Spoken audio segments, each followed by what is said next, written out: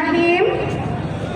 আজকে যুব দলের প্রতিষ্ঠা বার্ষিকীতে আমরা শেরপুর জেলা বিএনপি, শহর বিএনপি, থানা বিএনপি, ইউনিয়ন বিএনপি, ওয়ার্ড বিএনপি, অঙ্গ সহযোগী সংগঠনের সকল নেতৃবৃন্দ, বিশেষ করে যুব দলের সকল নেতৃবৃন্দ, যুব দলের সকল ইউনিটের নেতৃবৃন্দ থেকে শুরু করে মহিলা দলের নেতৃবৃন্দ এবং তারেক জিয়া প্রজন্ম দলের নেতৃবৃন্দ থেকে শুরু করে আমার সামনে উপস্থিত যারা আছে পথচারীরা এবং সাধারণ নিরপেক্ষ মানুষ, সকলকে জানাই আসসালামু আলাইকুম।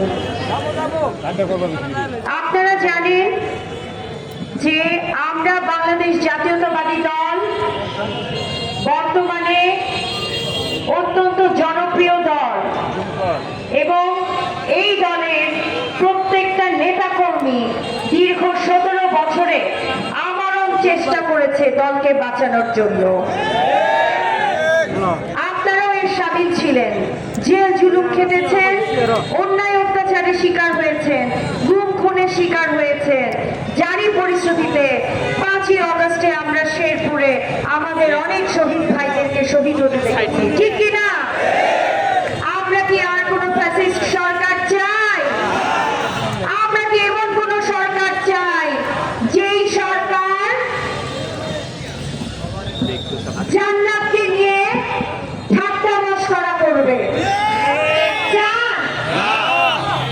কোন দল আছে কি যারা জান্নাতকে নিয়ে ঠাট্টা মশকরা করে? বলতে পারবে কোন দল আছে? কোন দল একটু বলেন তো? আরেকবার শুনতে চাই, আস্তে হয়ে গেছে। জান্নাতকে নিয়ে, বেহেশতকে নিয়ে কোন রকমের কথা বলা কি আমাদেরকে সাজে? আমরা এখানে যারা বসে আছি, কে বেহেশতে যাব আর কে বেহেশতে যাব না সেটা নির্ধারণ করবে কে? উপরওয়ালা মহান আল্লাহ তাআলা। এটা নিয়ে আমাদেরকে বলার মতো কোনো রাইট কেউ দিয়েছে? দেয়নি। কিন্তু কাজেই আল্লাহর সাথে শিরক হয় এবং কোনো কিছু করে আমরা রাজনীতিতে টিকে থাকতে চাই না। মহান আল্লাহ তাআলা যদি যেই দলকে রহমত দিবে সেই দল ক্ষমতায় যাবে। মহান আল্লাহ তাআলা যেটা ভালো মনে করবেন সেটাই ভবিষ্যতে বাংলাদেশের রাজনীতিতে আসবে। কিন্তু মসজিদে বসে আমরা যদি ধর্মের নামে রাজনীতি করি সেটি কি মানায়?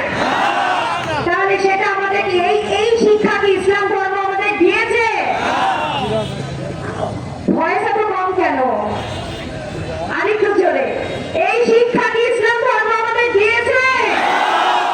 কাজেই আমরা মুসলিম ধর্ম, সবার আগে আমরা ইসলাম ধর্মের মানুষ। আল্লাহ তাআলা আমাদেরকে সেইভাবে গাইডলাইন দিয়ে পাঠিয়েছেন যে হিন্দু, বৌদ্ধ, খ্রিস্টান, মুসলিম যে যার যার ধর্ম পালন করো, কারো ধর্মের সাথে কোনোভাবে অত্যাচারে জুলুমে জড়িও না, তাই না? কাজেই আমরা কি চাই? সকলে মিলে একসাথে বসবাস করব শান্তিপূর্ণভাবে, কেউ কারো ধর্মে আঘাত আনবো না।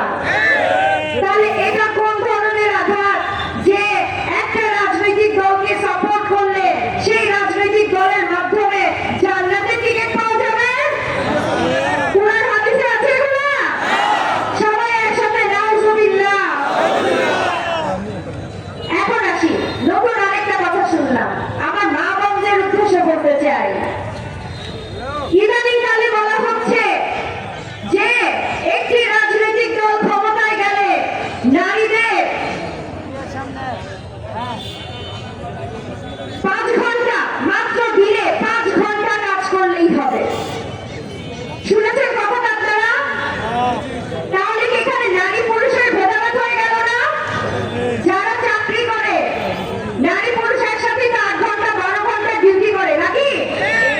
জামাত ইসলামী বলছে নারীদের কর্মঘণ্টা কমিয়ে এনে 5 ঘন্টা করা হবে।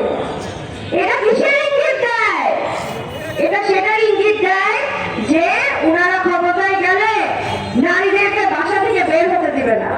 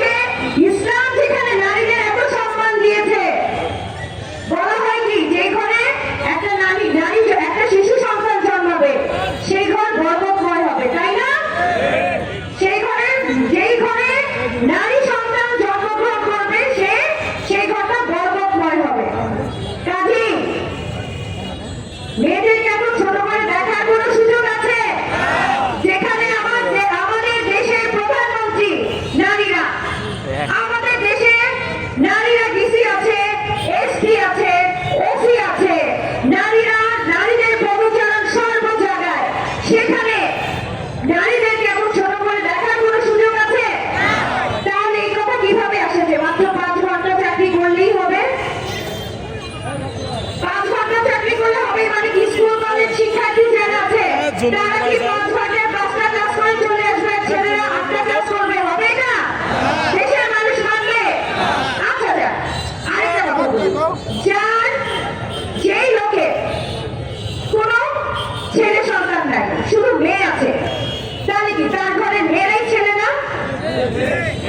সেই বাবার মেয়ে সন্তানই তো ছেলের ভূমিকা পালন করবে নাকি?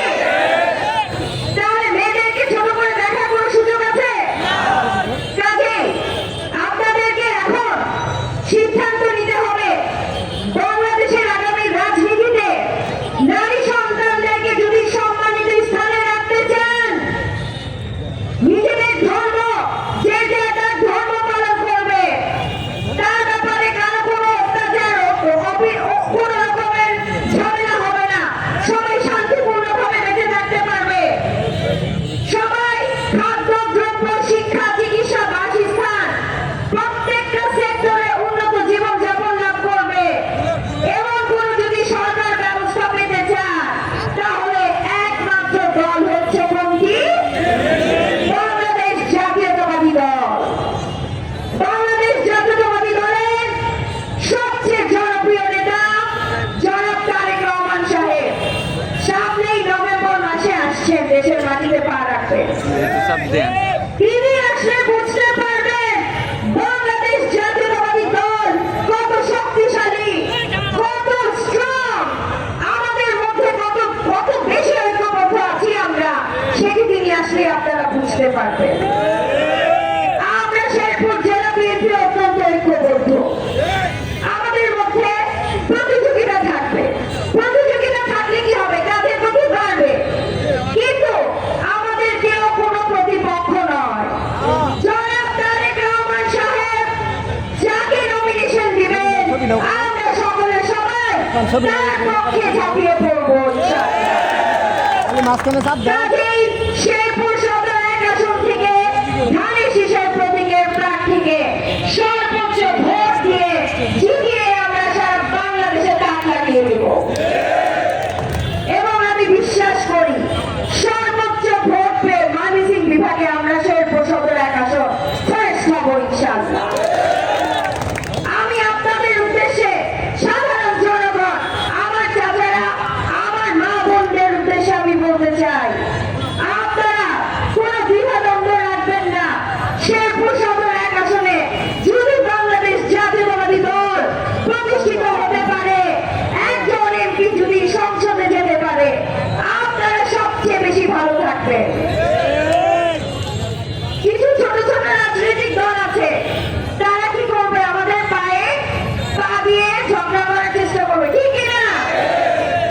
হাতে লাঠি নিয়ে যুদ্ধ করার চেষ্টা করবে, কিন্তু আমাদেরকে বুঝতে হবে আমরা একটা বৃহৎ দল, আমরা সবচেয়ে বেশি সাংগঠনিক দল। আমরা দীর্ঘ 17 বছর লড়াই করেছি, আমাদের নেত্রীর জন্য, আমাদের নেতার জন্য লড়াই করেছি। দীর্ঘ 17 বছর সবাই যখন পলাতক ছিল, দীর্ঘ 17 বছর সবাই যখন লুকিয়ে ছিল, লুকিয়ে লুকিয়ে দল করেছে, তখন আমরা বিএনপি নেতা কর্মীরা প্রকাশ্যে মিটিং করেছি, মিছিল করেছি, প্রকাশ্যে আমরা জনসমাবেশ করেছি, গণসংযোগ